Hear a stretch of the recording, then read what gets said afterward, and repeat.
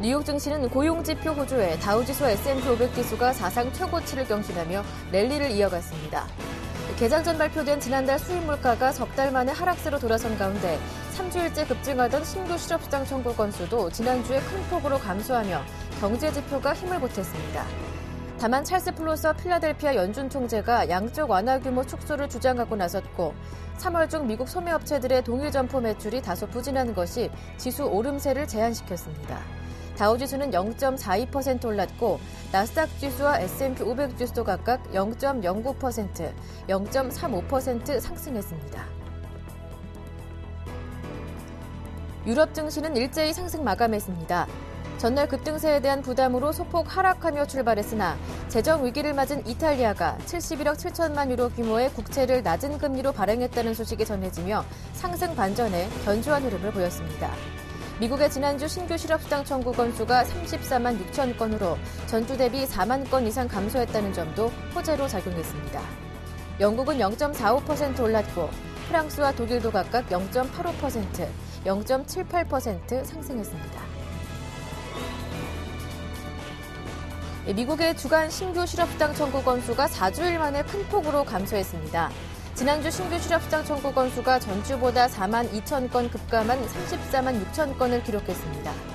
이는 2주일 전에 38만 8천 건은 물론이고 시장 전문가들의 예상치인 36만 5천 건보다 크게 낮았습니다. 이 같은 청구 건수 급감은 2주일 전 부활절 연휴와 학교 휴교 등으로 인해 크게 늘어났던 수치가 서서히 정상화되는 과정으로 보입니다. 그러나 추세치인 4주 이동평균 건수는 상승세를 이어가는 등 고용경기 회복세는 여전히 부진한 편으로 풀이됩니다. 연방준비제도 내 대표적인 매파로 꼽히는 찰스 플로서 필라델피아 연준 총재가 이제는 양적 완화 규모를 줄여야 할 시기가 됐다고 주장했습니다.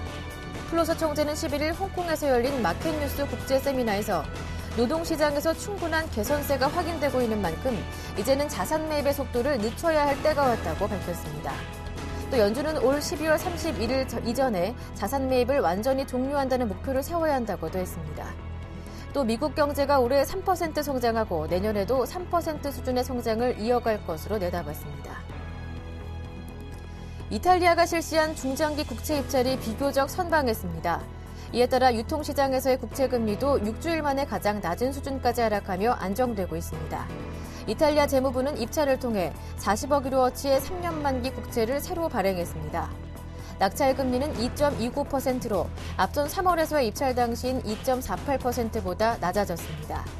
또 16억 7천만 유로어치의 15년 만기 국채와 15억 유로어치의 5년 만기 변동금리부 국채도 함께 발행하는 데 성공했습니다. 이에 따라 유통시장에서도 이탈리아의 10년 만기 국채금리가 전일 대비 0.03%포인트 하락한 4.28%를 기록하고 있습니다.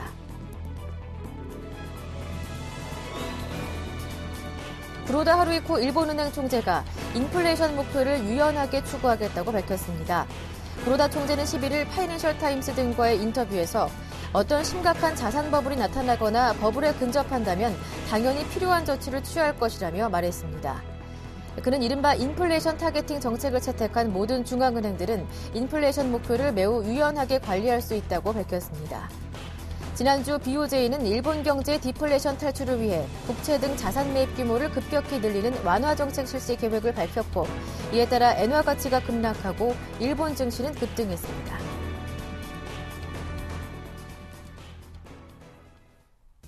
안녕하세요. 굿모닝 대박예감 김보람입니다.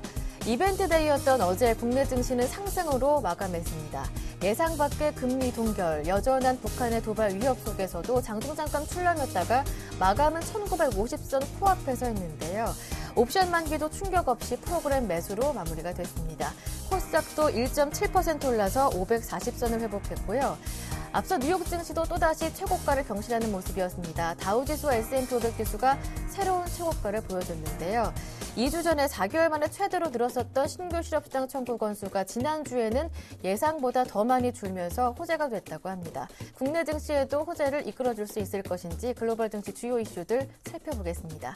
굿모닝 대박예감 1부 시작합니다.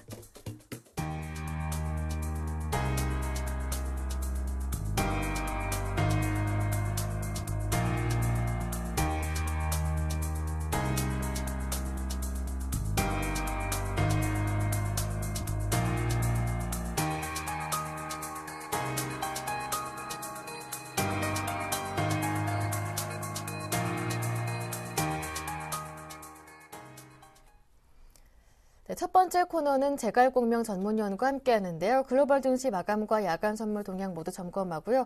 오늘 국내 주식시장과 선물옵션 시장도 전망하면서 대응 전략까지 모두 꾸려보겠습니다. 제갈공명 한영섭 전문위원과 함께합니다. 안녕하세요. 네, 안녕하십니까. 제갈공명입니다. 네, 앞서 마감된 뉴욕 증시가 또 다른 최고가를 보여줬습니다. 다우지수와 S&P 500 지수가 또 최고가를 경신했다고 하던데요. 지표도 좋았다고 하더라고요. 자세한 내용 들어보겠습니다. 네, 조금 전 미국 증시는 또다시 상승하였습니다.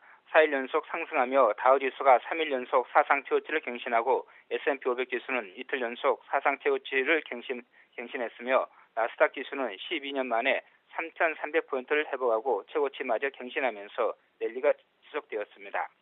다우지수는 14,865까지 62포인트 상승하고 나스닥은 3,300까지 2포인트, S&P 500은 1,593까지 5포인트 상승하였습니다. 시초가 부하권 출발에 혼조세를 보였지만 대형 기술주들의 약세도 불구하고 고용시장 호재가 투자자들에게 안도감을 주면서 장 초반 상승한 채 박스권을 지속하다 마쳤습니다. 다우와 S&P 500 지수는 강보합권에서 박스권이 지속된 반면 나스닥 지수는 대형 기술주들의 급락으로 부하권이 지속되었습니다. 다우와 S&P 500 지수는 동반 사상 최고치를 경신을 지속했고 나스닥 지수도 2000년 11월 7일 이후 처음으로 2300포인트를 돌파하며 최고치를 경신했는데 현재 상승은 펀더멘털에 의한 상승보다는 다분히 수급과 중앙은행의 정책적 지원에 의한 유동성 랠리로 평가되고 있습니다. 당분간 추가 상승이 전망되지만 리스크 관리도 함께할 필요가 있겠습니다. 한편 앞서 마감된 유럽 증시는 이탈리아 국제 입찰 호재에 힘입어 그리스가 2.63% 급등하며 대부분 동반 강세로 마쳤습니다. 개장 전 발표된 미국의 지난주 신규 실업 청구 건수가 34만 6천 건으로 전주 대비 4만 2천 건 감소해 시장의 호재가 되었지만 PC 시장의 먹구름이 대형 기술주를 중심으로 시장에 악재가 되면서 상승폭을 제한하였습니다. IDC에 따르면 지난 분기 전 세계 PC 출하량이 14% 주로 IDC가 집계를 시작한 1994년 이후 가장 큰 폭으로 감소세를 보였다 하여 마이크로소프트가 4.26% 급락하고 휴레퍼커드가 6.45%, 인텔은 1.9% 급락하였습니다. 제약, 통신, 자동차, 에너지 등 104개 업종이 상승해 업종 상승률 76%로 상승 업종이 많았습니다. 종목별로는 다우 30 종목 중 24개, 나스닥 100 종목 중 58개, S&P 500 종목 중 336개 종목이 상승해 다우는 상승 종목 비율이 80%에 육박했으나 나스닥은 60%를 밑돌며 그래서 대형 우량주 중심으로 상승이 전개되었습니다.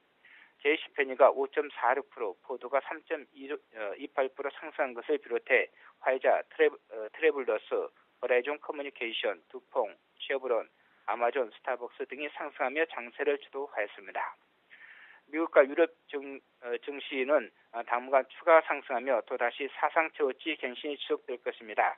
따라서 투자 전략은 당분간 매수 관점에서 대응하되 현재의 상승 흐름이 수급상 상승으로 분석되고 있으니 현금 비중도 일정 부분 홀딩하시기 바랍니다. 글로벌 증시를 살펴보면 니케이 지수가 당분간 추가 상승하며 15,000부근까지 상승세가 이어지면서 유럽과 미국, 아시아 등 동방 반등이 전망되지만 수익은 크지 않을 것이니 리스크 관리도 신경 쓰면서 대응하시기 바랍니다. 환율 시장을 살펴보면 원달러는 1,140원 선을 고점으로 하락이 전망되지만 대북 리스크에 따라서 추가 상승도 하락 반전도 가능하다 할 수 있겠습니다. 엔달러는 조정을 받더라도 100원 돌파하며 추가 상승이 전망되고 유로화는 1.30달러를 지선으로 당분간 추가 반등 시도가 전개될 것으로 전망되고 있습니다. 네, 이렇게 뉴욕 증시 어떻게 마감됐는지 글로벌 증시 마감 상황 정리해봤고요. 어제 원달러 환율이 1,120원대로 내려왔는데요. 북한 리스크가 여전한 상황이기 때문에 추가 반등 가능성도 열어놓자라는 말씀까지 들어봤습니다. 이어서 야간 선물은 어떻게 마감됐는지도 짚어볼게요. 네, 새벽에 마감된 야간 선물 시장은 주간 시장 대비해서 0.3포인트 상승한 257.20에 마쳤습니다. 저점 256.15, 고점 257.40으로 1.25포인트 범위 내에서 움직였습니다. 거래량은 16,431 계약으로 이틀 만에 급감하여 전일 사흘물 옵션 만기 후유증으로 투자자들의 시장 참여가 줄어든 걸로 보이고 있습니다. 시초가 강보합 출발 후 256 초반까지 하락하였으나 유럽 증시의 상승으로 재차 안정감을 찾으면서 낙폭을 줄이다 미국 증시가 재차 사상 최고치 행진을 지속하자 상승 반전하여 257을 돌파한 후 강보합에 마쳤습니다. 개인이 151계약, 기관이 1계약 매도하고 외국인이 146계약 매수하며 4일 연속 개인과 기관은 매도돼 외국인의 매수가 대립을 지속하였습니다. 개인은 장 초반 300계약 매도하다 물량을 축소하였고 외국인은 장중 300계약 가까이 매수하다 역시 물량을 축소하였으며 기관은 장중 내내 소폭 순매수하며 관망하다 장막판 소폭 매도 전환하였습니다. 야간 옵션 시장은 지수 상승에도 콜과 풋 옵션이 모두 동반 하락하였습니다. 지수가 박스권에 움직이자 콜과 풋 옵션 모두 강보합과 약보합권에서 등락을 거듭하다 동반 하락하는 양매도 장세로 마쳤습니다. 네, 그렇다면 오늘 국내 주식시장과 선물옵션 시장을 어떻게 전망하시는지 들어보면서 대응 전략도 세워보겠습니다. 이벤트 데이였던 어제 코스피는 상승으로 마감하면서 1950부근까지 올라왔던데요. 네, 전일 옵션 만기를 맞이해서 한국은행에서 금리를 동결했지만은 장 초반 하락했다 다시 상승하면서 마쳤습니다. 미국 증시의 상승으로 시초가 갭 상승 출발해서 개인과 기관들의 강력한 매도로 장 초반에 1926포인트까지 고점 대비 밀렸지만 외국인들의 매수로 장 막판 1950부근까지 상승하였다 할 수 있겠습니다.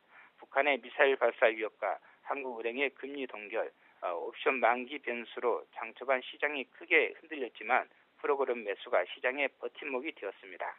삼성전자, LG전자, LG디스플레이 등 대형 기술주들이 급등하면서 반등을 주도하였습니다. 장중 내내 코스피 200 지수가 255포인트를 중심으로 해서 박스권 양매도가 지속되며 콜과 풋옵션이 급등락을 거듭하다 장막판 상승으로 콜옵션 255가 저점 대비해서 4배 폭등했지만 풋옵션은 257.5를 비롯해서 그 밑으로 대부분 급락하였습니다. 대북 리스크와 옵션 만기 불확실성에도 불구하고 종합지수가 1900포인트를 저점으로 반등에 성공하여 종합지수 1960, 선물지수 260 돌파를 시도하며 추가 상승하겠지만 반등폭은 제한적일 것입니다. 따라서 현물은 지속적으로 리스크 관리를 중심으로 대응하고 선물 옵션은 짧은 단기 매매 위주로 대응하시기 바랍니다. 오늘 시장은 시초가 상승 출발해서 선물지수 258을 돌파하며 추가 상승을 시도할 것으로 전망되고 있습니다. 대응 전략은 조정 시 선물지수 255.5 부근에서 매수하고 상승 시에는 258 전후에서 창산하시기 바랍니다. 금일 저점은 종합지수 1940, 선물지수 256포인트 전후, 고점은 종합지수 1960, 선물지수 259포인트를 제시합니다. 하락시 지지선은 선물 256, 상승시 저항선은 선물 259포인트를 제시하며 최대 변동폭은 선물로 하한선 255에서 상한선 260포인트를 제시하겠습니다. 옵션 매매 전략은 양매도 또는 스트랩 매도 또는 스트림 매도 또는 크리스마스 트리 콜 매수를 제시하겠습니다. 모두 옵션 양매도와 합성 전략으로 양매도는 콜옵션과 풋옵션 매도 비중을 1대1로 동일하게 하여 지수 행보수의 수익이 날 수 있는 구조가 될 수 있겠습니다. 스트랩 매도는 콜 매도 비중을 풋 매도에 비해서 2배로 높여 지수 하락 시 유리하며 스트립 매도는 풋 매도 비중을 콜 매도에 비해 2배로 높여 지수 상승 시 유리하다 할 수 있으며 크리스마스 트리 콜 매수는 콜옵션을 내가격을 매수하고 등가격을 매도하며 외가격도 같이 매도하여 지수가 상승하더라도 제한된 범위 내에서 상승할 경우 유리한 변동성과 옵션 매도 전략이라 할 수 있겠습니다. 네, 말씀 잘 들었습니다. 오늘 도움 말씀 고맙습니다. 네, 감사합니다. 지금까지 제갈공명 한영섭 전문위원과 함께했습니다.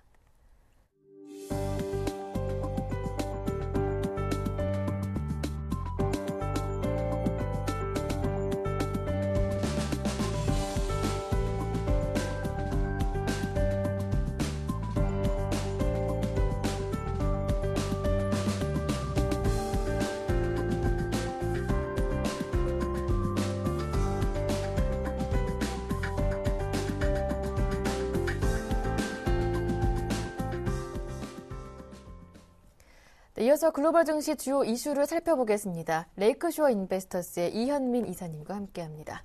안녕하세요. 안녕하십니까. 네, 오늘부터 아일랜드 더블린에서 유로존 EU 재무장관 회의가 열리게 되는데요. 주요 안건은 어떤 것들이 있습니까? 그렇습니다. 주로 그 벨기에 브뤼셀에서 열리게 되는데요.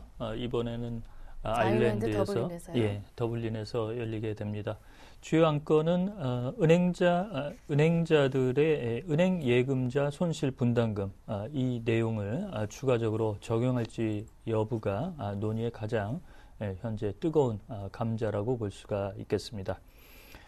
키프로스 때 이 구제금융 방식으로 처음으로 제기가 됐었죠. 부실은행의 그 구제 원칙으로 이를 법제하는 수준으로까지 나올 수 있을지 귀추가 주목된다고 볼 수가 있겠습니다. 현재 유로존 상임의장인 예룬 네이센블룸 상임의장은 예금자들도 은행 파산 시 일정 부분 손실을 부담하도록 하겠다라고 기존의 방침을 그대로 현재 가져가고 있고요. 독일이 이를 현재 얘기를 많이 안 하고는 있지만 두둔하는 이런 그 묵인 의사를 가져가고 있습니다. 독일은 독일 국민들의 세금이 이렇게 부실 은행 정리나 납세자들의 부담이 늘어나는 것을 예금자에게 전가시킨다는 비판을 애써 좀 무마하려는 그런 흐름이라고 볼 수가 있겠고요. 이렇게 되면 만약에 이게 법제화가 될 경우 논란이 좀 클 것으로 보이는데요. 특히 돈이 많은 이른바 재원이 넉넉한 북유럽과 그다음에 부실 구제 금융을 많이 받은 남유럽 간의 갈등 요소로 가져가지 않을까 이런 부분을 현재 고민한다라고 볼 수가 있겠습니다.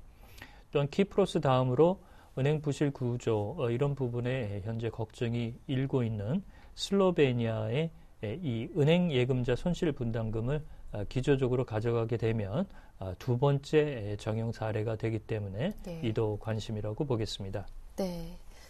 그런데 이번 EU 유로존 재무장관 회담에서는 아일랜드와 포르투갈의 구제금융 상환기간 연장도 논의된다고 하던데요. 이 부분도 짚어보겠습니다.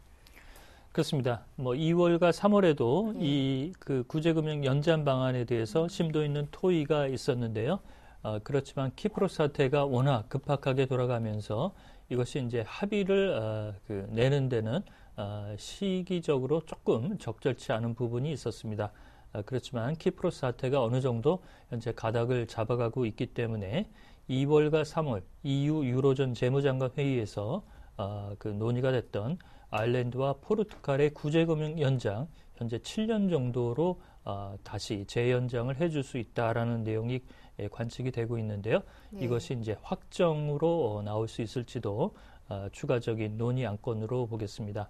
역시 유로존과 EU에서는 긴축이행의 성실한 실천이 구제금융 연장의 기본 전제 요건이라고 얘기를 하고 있고요. 아일랜드는 구제금융 대출 만기 평균 연한이 12.5년 정도로 현재 추산이 되고 있고 포르투갈은 이보다 1년 정도 더 늘은 13.5년 정도로 현재 추산을 되고 있습니다.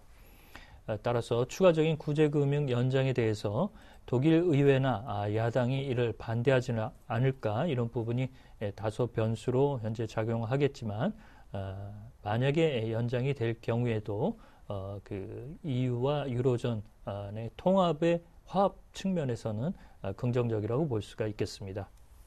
네, 이렇게 해서 주요 안건에 대해서 짚어봤는데요. 앞서 말씀해 주시기를 키프로스에서 처음 적용됐던 예금자 손실 분담금 조치가 법제화하는 방안도 추진될 수 있다라고 말씀해 주셨는데 법안으로 마련이 된다면 파장은 어느 정도일까요? 그렇습니다.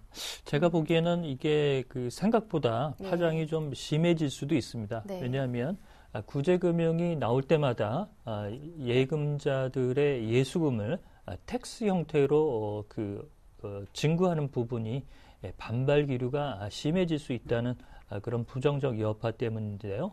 영국은 기조적으로 현재 반대 입장을 누그러뜨리지 않고 있는 상황입니다. 또한 EU 회원국의 일부 목소리가 크지 않은 국가들도 1인당 예수금 보호 규정 한도인 10만 유로 이상에 대해서도 적용하는 것에 대해 불편한 심기를 가지고 있다라고 볼 수가 있겠고요.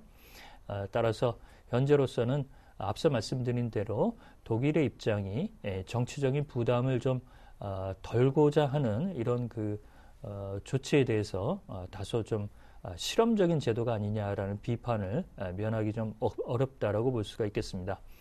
우리가 이제 여타 국가들의 예수금 보호 규정을 보면 국내에는 이제 1인당 5천만 원까지 보호 한도가 책정이 돼 있고 미국의 경우에는 연방예금보험공사를 통해서 은행자 예수금을 1인당 25만 달러를 보호해주고 있습니다.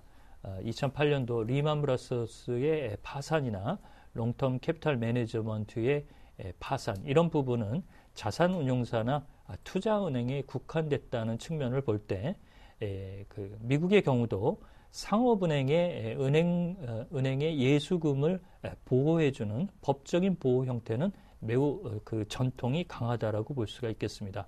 따라서 유로존이 이를 은행자들의 손실을 분담하는 이런 부분까지 법제화된다고 한다면 이른바 머니 무브 현상은 미국의 국채에 추가적으로 조금 더 관심이 많아지는 뉴욕 증시로서는 호재성 재료라고 볼 수가 있겠습니다. 네. 이렇게 해서 오늘부터 열리게 되는 EU 유로존 재무장관 회담에서 주목해야 할 점들 모두 정리를 해봤고요.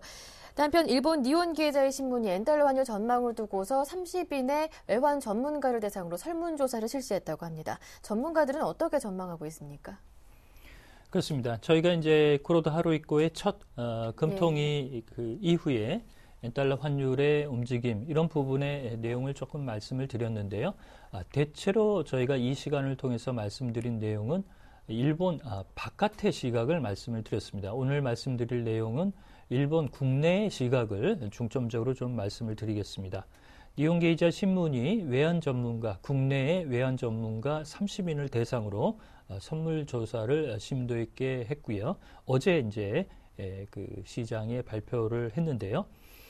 현재 엔달러 환율은 연내 105엔에서 107엔까지도 오를 것이다라고 전망을 했습니다. 약 절반가량이 약 30명에서 15명 정도가 이에 대해서 그럴 수 있다라고 얘기를 했고 니케이 225 지수는 연내 15,000엔까지 올라갈 것이다라고 얘기를 했습니다. 이도 약 절반가량이 이렇게 설문에 답변을 했는데요. 오늘 뉴욕 외환시장에서 엔달러 환율은 장중 99.94엔까지 올랐습니다. 거의 100엔에 근접한 수준이라고 볼 수가 있겠고 어제 니케이 225 13,549엔을 기록을 했습니다. 어제 2% 가까이 올랐고요. 올해 들어서 지수만으로 30%를 넘긴 수익률을 기록하고 있습니다. 대단한 현재의 폭등세라고 볼 수가 있겠고요. 예. 따라서 일본은행이 추진하는 2년 내 인플레이션 목표치 달성, 2% 달성에는 30%가량만이 가능하지 않겠느냐라는 부분에서 인플레를 유발하는 이런 부분에 대해서는 조금 조심스러운 입장이 나왔습니다. 네. 말씀해 주셨듯이 이번 설문조사 결과에서 인플레이션 목표치 2% 달성이 가능하다고 본 사람들은 절반에도 못 미쳤던 수준이었는데 30% 정도라고 말씀을 해주셨어요. 그 이유는 무엇인지 조금 더 자세하게 들어보고 싶은데요. 그렇습니다. 역시 드플레 탈폐는 조금 어렵지 않겠느냐. 네. 이런 부분이 이제 현지 일본 내 관측이 많다는 것이 중론으로 볼 수가 있겠습니다. 앞서 말씀드린 대로 70% 가까이는 2% 인플레이션 목표치 2% 달성이 조금 어렵고 만약에 달성이 되더라도 2년 내는 힘들 것이고 3년 내지 4년은 걸리지 않겠느냐라고 얘기를 했습니다.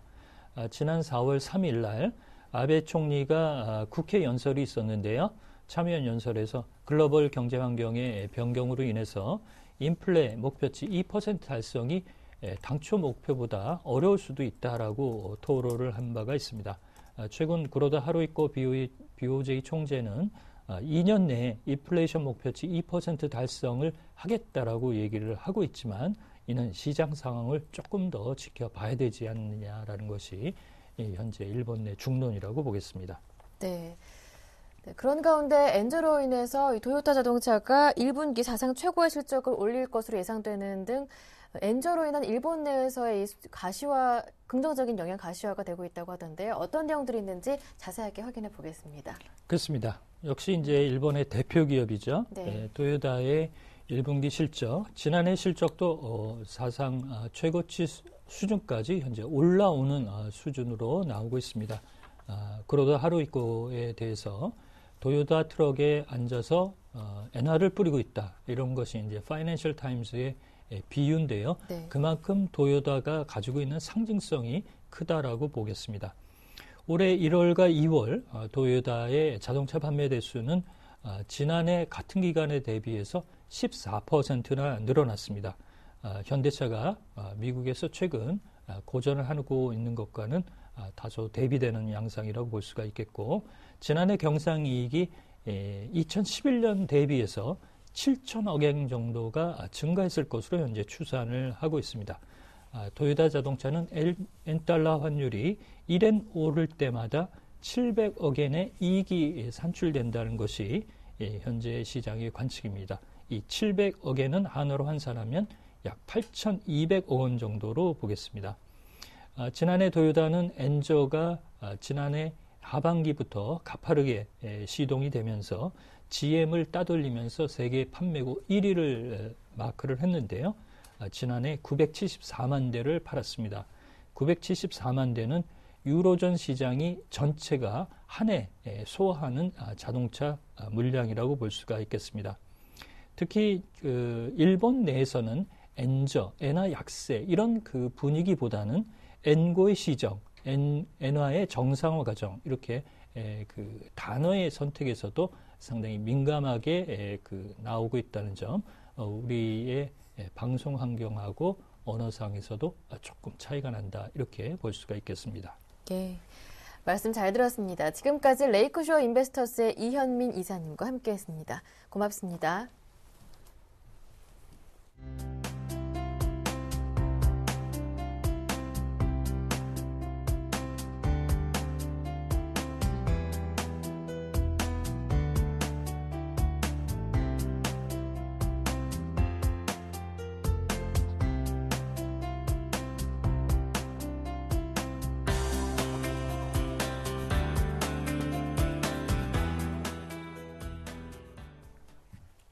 네, 이어서 오늘장 전략 시간 함께 하는데요. 오늘은 골든이글 투자자본의 정태근 팀장님 모셨습니다. 안녕하세요. 네, 반갑습니다. 먼저 전일장 국내 증시 어떻게 마감되는지부터 정리를 해봐야겠죠. 이벤트 데이였던 어제 옵션 반길이었고요. 금리 결정도 있었는데요. 여기에 북한 리스크도 여전한 상황이었습니다. 하지만 무난하게 상승으로 마무리가 됐는데요. 코스피가 1950 가까이로 올라왔고요. 코스닥도 외국인과 기관의 매수 속에 540으로 회복을 했더라고요. 자세한 내용 들어보겠습니다. 네, 일단 코스피 쪽부터 살펴보도록 하겠습니다. 예. 일단 코스피 쪽 같은 경우에 금융통화위원회에서 금리 동결을 결정을 하게 되면서 시장이 1930포인트까지 출렁이기도 했었지만은 상승 마감을 했습니다. 옵션 만기란 어떤 이벤트 이런 부분도 조금 무사히 피해가는 그런 모습이 연출이 됐었고요. 그래서 이틀 연속 상승세가 이어지게 되면서 드디어 1950포인트에 바짝 다가섰습니다. 0.7% 정도 상승한 1949.80포인트에 마감을 했습니다. 자, 그리고 수급도 한번 좀 살펴보게 된다면 현물 쪽에서 외국인의 매수가 눈에 띄었는데요. 외국인들 같은 경우에 2,614억 정도 매수에 나섰고요. 그리고 외국인 현물 매수에 나서고요. 그리고 프로그램 쪽에서도 매수에 나서게 되면서 1,258억 정도 매수가 유입이 됐었습니다. 하지만 반대로 기관 쪽에서는 매도가 나왔었는데요. 투신이 772억, 연기금이 639억 정도 매도가 나왔었습니다. 그리고 개인들 같은 경우도 127억 정도 매도가 나왔었고요. 외국인 현물 쪽에서 매수를 했음에도 불구하고 조금 아쉬운 부분은 외국인들이 선물 쪽에서 688계약 정도 매도 우위를 보였던 부분들이 특징적이라고 좀 봐야 될 것 같습니다. 그리고 마지막으로 업종도 한번 살펴보게 된다면 건설, 조선, 철강, 차, 그리고 화학업종 같은 경우는 하락을 했었고요. 하지만 네. 반대로 전기가스, 음식료, 의약품, IT, 보험, 은행주 같은 경우에는 상승 마감하기도 했었습니다. 자, 이어서 코스닥도 한번 살펴보게 된다면 코스닥도 코스피와 마찬가지로 이틀 연속 상승세를 이어갔는데요. 빠진 그 하락폭이 컸던 만큼 상승폭도 최근에 상당히 크게 나타나고 있습니다. 외국인과 기관들이 동반 매수에 나서게 되면서 이틀 연속 상승 마감을 했었고요. 1.7% 정도 상승한 544.30포인트에 마감을 했습니다. 특히나 기관이 494억 정도 매수를 하게 되면서 상당히 어떤 저가 매수 상승폭을 좀 이끌기도 했었는데요. 기관들 같은 경우에 IT 부품 그리고 보안 섹터 쪽에서 240억가량 집중적으로 매수를 하게 되면서 시장을 상당폭 끌어올리는 요인으로 좀 작용을 해줬습니다. 그래서 아무래도 보안 섹터, 특히나 소프트웨어 업종이라 봐야 될 것 같은데 이 소프트웨어 업종 쪽으로 오늘 쪽으로 매수가 유입되는지 한번 체크를 해보시는 것도 좋을 것 같습니다. 마지막 테마 하나만 좀 짚어보게 된다면 4월 24일 재보궐선거운동이 공식적으로 시작이 됐습니다. 그렇다 보니까 아무래도 안철수 테마주들이 좀 강세를 보였었는데요. 오픈베이스, 다물 멀티미어 같은 종목들은 상한가 마감을 했었고요. 솔고바이오, 써니전자, 그리고 안내가 같은 종목들도 8% 넘는 급등세로 마감을 하기도 했었습니다. 네, 이렇게 해서 전일장 어떻게 마감되는지부터 짚어봤습니다. 어제장 상승으로 마무리됐지만 이 북한발 리스크는 여전한 상황입니다. 체크포인트 짚어보는데요. 말씀해 주셨듯이 건설주가 어제 큰 폭으로 하락했습니다. 1분기 어닝 시즌에 대한 우려도 커졌는데요. GS건설이 실적 쇼크를 발표를 하면서 결국 건설주 동반 하락하는 모습이었죠. 전체 시장에도 적지 않은 영향을 미쳤었는데 이 부분도 함께 짚어주시면 괜찮을 것 같은데요. 네, 오늘장 시장 같은 경우에도 마찬가지 국내 리스크 좀 봐야 될 것 같습니다. 네. 최근에 우리나라 시장이 조금 대외 변수보다는 조금 그 국내 변수에 상당히 조금 영향을 많이 받고 있는데요. 그래서 그 두 가지를 체크를 할 수 있는 지표가 환율이란지 그리고 한국 CDS 프리미엄 요 두 가지를 좀 보시면 될 것 같습니다. 네. 최근에 그 한국 CDS 프리미엄을 말씀드린 이유가 최근에 그 CDS 프리미엄 그러니까 어떤 위험 지수라 보면 되겠죠. 대표적인 빅스와 같이 대표적인 위험 지표라 보시면 될 것 같은데요. 어쨌든 CDS가 상승을 한다는 건 그만큼 우리나라에 투자할 수 있는 여건이 안 좋다고 좀 보시면 될 것 같아요. 그래서 CDS 프리미엄이 최근에 87.9포인트까지 올라가게 되면서 상당히 위험 지표가 올라갔었는데요. 근데 이 상승한 이유가 대북 리스크가 상당히 많이 반영이 됐었습니다. 그래서 대북 리스크가 최근에 조금 완화가 되게 되면서 82까지 CDS 프리미엄이 하락을 했는데 어쨌든 CDS 프리미엄이 하락을 하게 되면서 환율도 동반적으로 하락을 하고 있다는 겁니다. 그렇다면은 CDS 프리미엄이 추가적으로 하락을 하게 된다면 환율은 추가적으로 안정을 찾아갈 수 있다는 그런 결론이 나올 수 있기 때문에 CDS 프리미엄 그리고 환율을 좀 보시는 게 좋을 것 같고요. 네. 그리고 환율이 하락을 하게 된다면 마찬가지로 외국인들이 환차익이 발생할 수 있기 때문에 외국인 매수도 불러일으킬 수 있는 요인으로 작용을 할 수 있습니다. 그래서 CDS 프리미엄, 환율, 그리고 외국인의 수급 이렇게 연결시켜서 본다면은 좀 도움이 되지 않겠나 생각을 하고 있고요. 자, 그리고 건설주 같은 경우에 그 전날이죠. 이틀 전에 GS건설이 5시쯤 장 마감하고 난 이후에 실적 잠정치를 발표를 했는데요. 지난 4분기에 이어서 적자폭이 상당폭 확대가 됐습니다. 조선주가 이전에 힘을 못 썼던 이유가 신규 수주도 부진한 반면에 저가 수주로 인한 어떤 실적이 안 좋게 나왔기 때문에 실적이 좀 악재가 됐었는데요.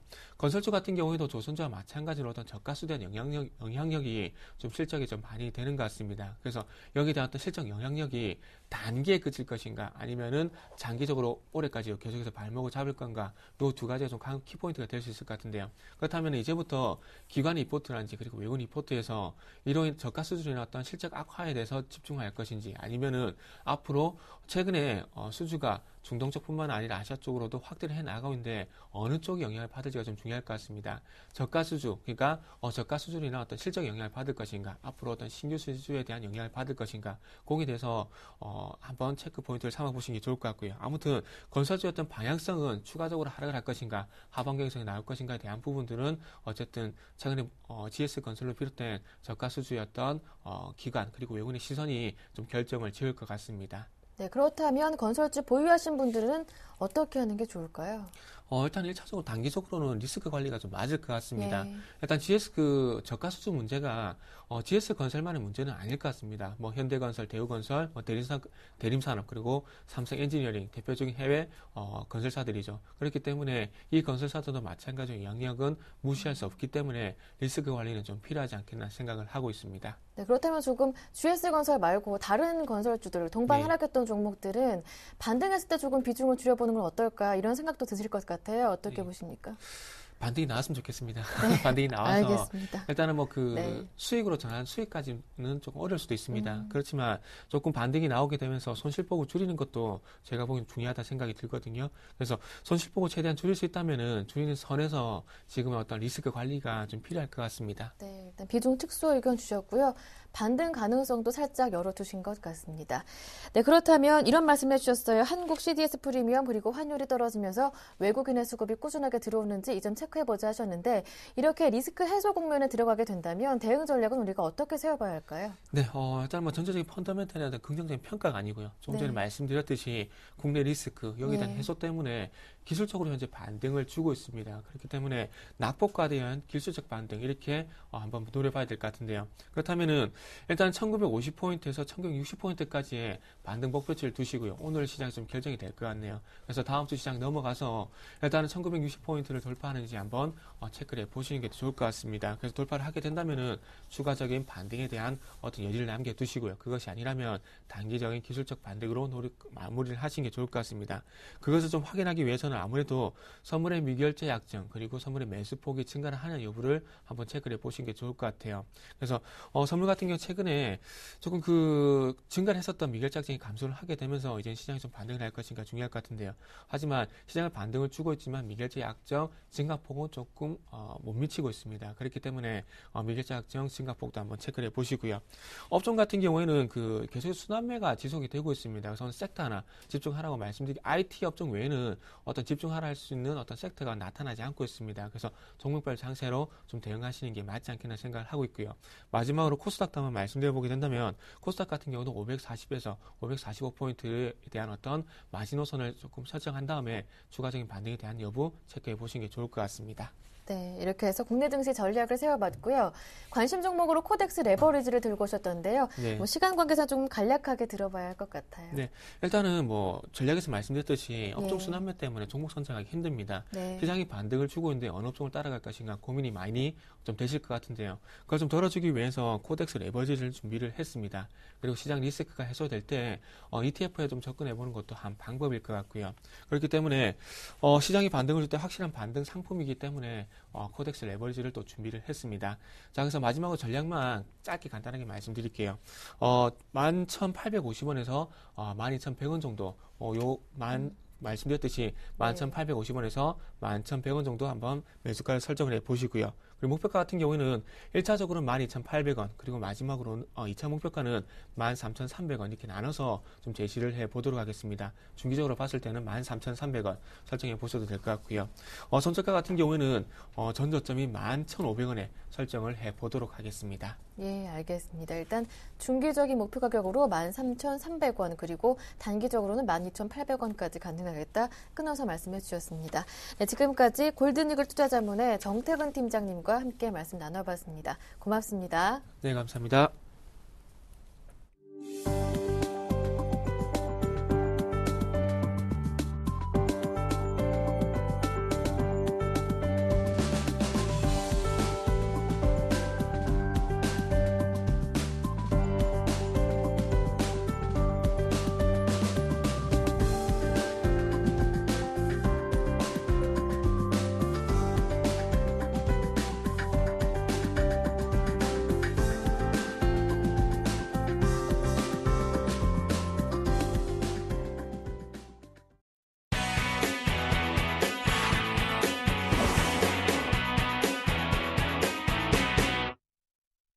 이어서 국내외 주요 경제 이슈를 짚어보는 이슈앤이슈 코너로 이어가겠습니다. 오늘은 서울경제신문 김종성 기자와 함께합니다.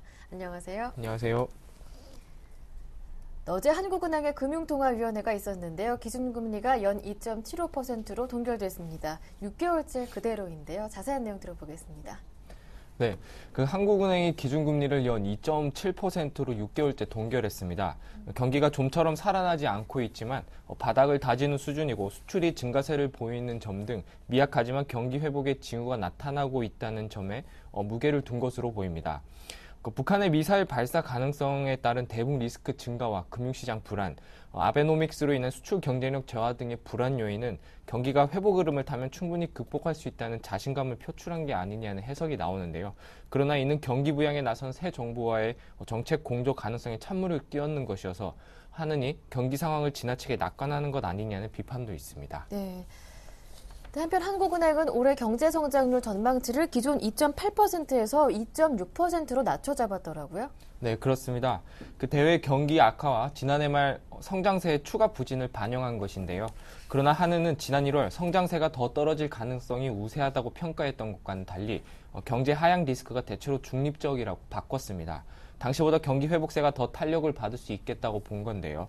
현재 정부가 올해 성장률을 기존 3.0%에서 2.3%로 대폭 하향 조정하고 경기 부양을 위해 17조 원으로 추정되는 추가 경정 예산 편성을 공식화하는 입장과는 제법 차이가 납니다. 이 때문에 일각에서는 이번 금리 결정이 현실감이 없다는 목소리도 나오고 있는 실정입니다. 네. 다음 소식입니다. 용산국제업무지구 개발 사업이 결국 청산 절차에 들어갔다고 합니다. 지금 어떠한 상황입니까? 네, 그 용산 국제업무지구 개발 사업이 최대 주주이자 그리고 부지 원 소유주인 코레일이 땅값 반환으로 실질적인 청산 절차에 들어갔습니다.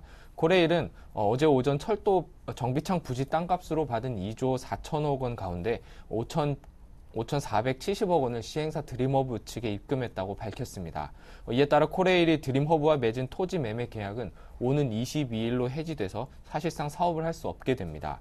코레일은 은행에서 2.8에서 3%의 저리로 단기 대출을 받아서 나머지 자금도 돌려줄 방침인데요. 업계는 용산 사업 청산으로 인한 코레일의 손실과 자금 조달 부담이 7조 3천억 원을 웃도는 것으로 추산하고 있습니다. 민간 출자사들과 서부 이촌동 주민들의 손해배상 청구 소송액도 수천억 원대에 이를 것으로 추정되는데요. 소송 기간도 5년 넘게 걸릴 것으로 보입니다. 네. 국세청이 신고하지 않은 10억 원 이상의 해외 금융 계좌에 대해서 자금 출처를 입증하지 못하면 전액 과세하겠다라는 방안 등 포함한 5대 중점 과제를 선정했다고 하는데요. 어떤 내용인지 자세하게 들어보겠습니다. 네. 앞으로는 신고하지 않은 10억 원이 넘는 해외 금융 계좌에 대해서 계좌 보유자가 자금 출처를 스스로 밝혀야 할 것으로 보입니다. 소명하지 못할 경우 해당 금액은 전액 과세 소득으로 추정돼 세금이 부과되게 되는데요. 국세청은 이 같은 내용이 담긴 2013년 국세행정 운영 방안을 발표했습니다. 이 방안에 따르면 국세청은 올해 목표를 국민이 신뢰하는 공정한 세정으로 잡고 지하 경제 양성화를 통한 조세 정의 확립, 세입 예산 확보를 위한 특단의 노력 전개, 국민 경제 활성화를 위한 세정 지원 확대, 그리고 서민 시민으로서의 올바른 납세 의식 형성, 깨끗하고 투명한 신뢰받는 국세청으로의 변화 등 5대 중점 추진 과제를 선정했습니다. 여기서 주목할 점은 소명하지 않은 해외 계좌에 대한 납세자 입증 책임을 도입하기 위한 법제화 작업에 착수한다는 점인데요. 지금까지는 과세관청이 해당 자금의 출처를 조사해서 탈루 여부를 밝혀야 세금을 부과할 수 있었습니다. 국세청은 또 해외 계좌 자진 신고에 대한 조사는 자제하되 조세 피난처에 있는 계좌 정보 수집 활동을 강화하고 미신고, 과소신고자 적발에 주력할 방침인데요. 기업 세무조사 대상도 크게 늘어날 것으로 보입니다. 연매출 500억 원 이상 기업 가운데 1,170곳을 세무조사해 지난해 930개보다 숫자를 대폭 확대했습니다. 네. 다음 소식입니다. 글로벌 금융위기 이후 사회의 젊은 주축인 20대와 30대의 삶이 더욱더 팍팍해지고 있다고 합니다. 소비 지출 가운데 식료품비와 그리고 주거비의 비중이 계속해서 늘어나고 있다고 하는데 어떠한 내용인지 자세하게 들어보겠습니다. 네. 소비 지출에서 젊은 층의 식료품비와 주거비의 비중이 계속 커지고 있습니다. 소득이 쉽사리 늘지 않는 상황에서 먹거나 자는 소비는 쉽게 줄이기도 어려워서 이들의 삶의 질이 악화되고 있다는 의미인데요. 김필수 현대경제연구원 선임연구원은 청장년 가구의 엥겔, 슈밥의 개수 급등 보고서에서 이같이 밝히면서 20, 30대 고용을 확대하고 청년층의 생활비 부담을 완화하는 방안이 필요하다고 지적했습니다. 김 연구원은 통계청 자료를 분석한 결과 20에서 30대 가구 가구의 소비 지출에서 식료품이 차지하는 비중, 엔겔 지수는 지난 2011년 12.5%에서 지난해는 13%로 확대됐습니다. 이들 계층의 지출에서 주택관리비와 월세 등 주거비 비중, 슈바베 계수라고 불리는데요. 이 계수도 역시 2011년 10.1%에서 지난해 10.6%까지 증가했습니다. 반면 40에서 50대 가구의 엔겔 계수는 이 기간 13.1%에서 13.3%로 소폭 올랐는데요. 슈바베 계수도 9.2%에서 9.6%로 확대하는 데 그쳤습니다. 김 연구원은 20, 30대의 삶이 팍팍해진 가장 큰 이유로 이들의 소득이 정체된 점을 꼽았는데요. 이들 계층의 가구당 취업 인원 비중은 2009년 1.4명에서 2012년 1.35명으로 감소했습니다. 지난해 근로소득 증가율도 역시 40에서 50대는 7.5%나 됐지만 20, 30대 계층은 1.2%에 그쳤는데요. 금융위기 이후 먹거리 물가 오름세가 계속되면서 전체 물가 상승률을 웃돌고 전월세 부담이 커진 점도 20, 30대의 삶의 질 악화 원인으로 꼽았습니다. 네, 말씀 잘 들었습니다. 지금까지 서울경제신문 김종성 기자와 함께했습니다. 고맙습니다. 고맙습니다. 굿모닝 대박예감 1부 순서 여기에서 마무리하고요. 저는 잠시 뒤 2부로 돌아오겠습니다. 함께해 주신 여러분 고맙습니다.